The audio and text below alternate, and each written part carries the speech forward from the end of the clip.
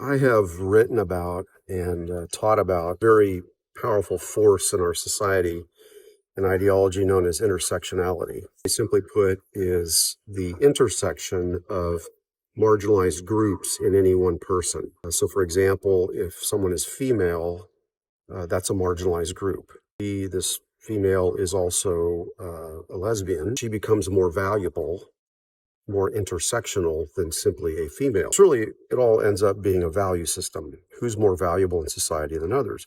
And I've shared often that I'm near the bottom of the social value ladder. I am a white, middle-aged, cisgender, heterosexual, conservative Christian male. You can add being bald to that if that adds to the intersectionality.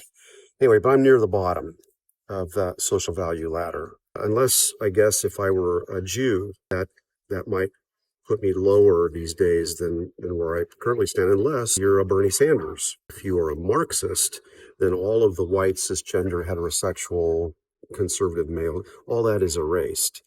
If I am a Marxist, then I go back up the ladder. It's a bit confusing, actually.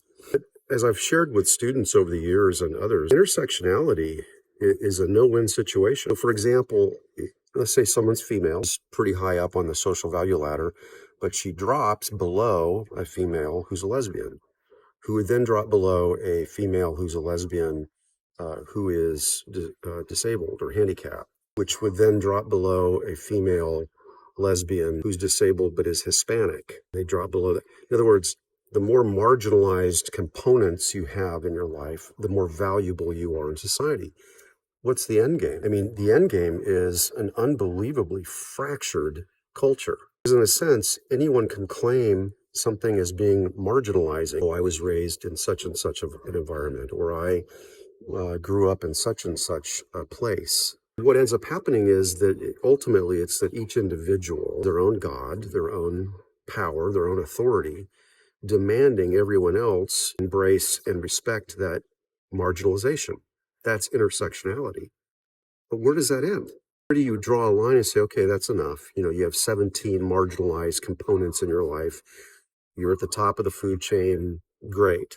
But then someone else is going to come along and add one more to that. It just is never going to be satisfied in this current culture with any number of marginalizations.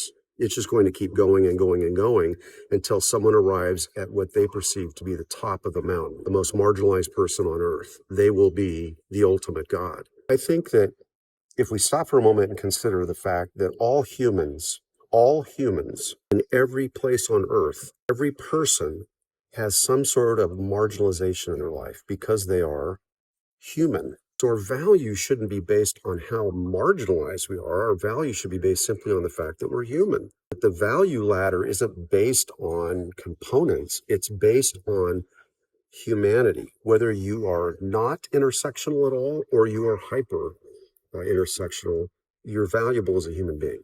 And as a biblical Christian, I love you, pray for you, have no desire to ruin your life, but for you to demand in your intersectionality that I submit to you being more valuable than me, it just creates division, conflict, and we see it. We see it all over the place in the world. So I would encourage people to dump the intersectionality thing and start looking at the humanity thing, that each of us is worthy of being cared for and respected.